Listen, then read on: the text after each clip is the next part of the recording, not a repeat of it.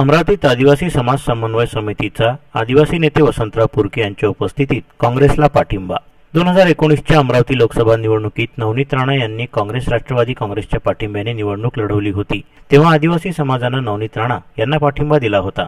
मात्र या निवडणुकीमध्ये आदिवासी समाजाने महाविकास आघाडीचे उमेदवार बळवंत वानखडे यांना जाहीर पाठिंबा दिला आहे। आज अमरावतीच्या काँग्रेस भवनामध्ये काँग्रेसचे माजी मंत्री व आदिवासी नेते वसंतराव पुरके यांच्या उपस्थितीत हा जाहीर पाठिंबा देण्यात आला। आम्ही लोकशाही जगणारे लोक आहोत, लोकशाही टिकली पाहिजे यासाठी आम्ही मागील वर्षी राणा यांना मदत केली होती। या मोठ्या प्रमाणात मतदान केलं होतं, मात्र यावेळी त्या भाजपकडून निवडणूक लढवत असल्यानं मोदी सरकार हे दडपशाही आणि हुकुमशाही निर्माण करणारे आहेत। त्यामुळे लोकांमध्ये द्वेष निर्माण करणाऱ्या पक्षासोबत यावेळी जनता राहणार नाही। यामुळे संपूर्ण अमरावती जिल्ह्यातील आदिवासी समाजानं काँग्रेसला जाहीर पाठिंबा दिला असल्याचं मत वसंतराव पुरके यांनी व्यक्त केलं।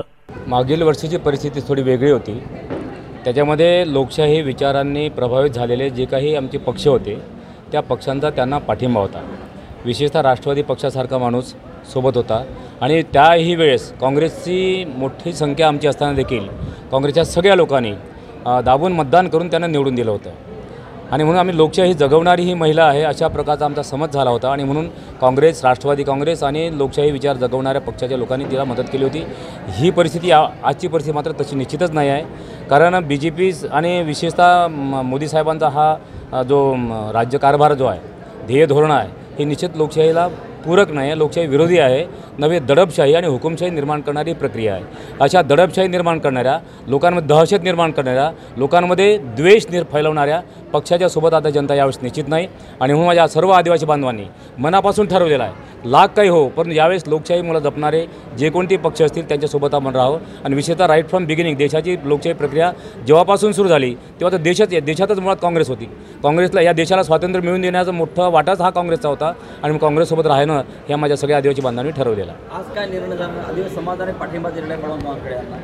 बळवंत वानखडे हे मुळात भारतीय राष्ट्रीय काँग्रेसचे उमेदवार आहेत।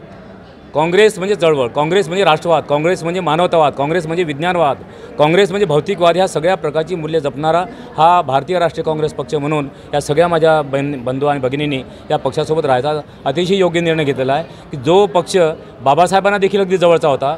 बाबासाहेब तेव्हा स्वतः विरोधात असताना जळतं घर म्हणायचे, पण आज मात्र माझ्या सगळ्या मागासवर्गीय बांधवांना मिळतं जुळतं घर जर कोणतं असेल आजच्या घडीला तिथे फक्त काँग्रेस आहे आणि मग काँग्रेससोबत राहण्याचा आणि जाहीर पाठिंबा याने दर्शविलेला आहे। मला खात्री आहे की 100% काँग्रेसची सीट निवडून आल्याशिवाय राहणार नाही। व्हिडिओला लाईक करा, शेअर करा, मंडल न्यूजच्या YouTube चॅनलला सबस्क्राईब करा आणि फेसबुक पेजला फॉलो करा।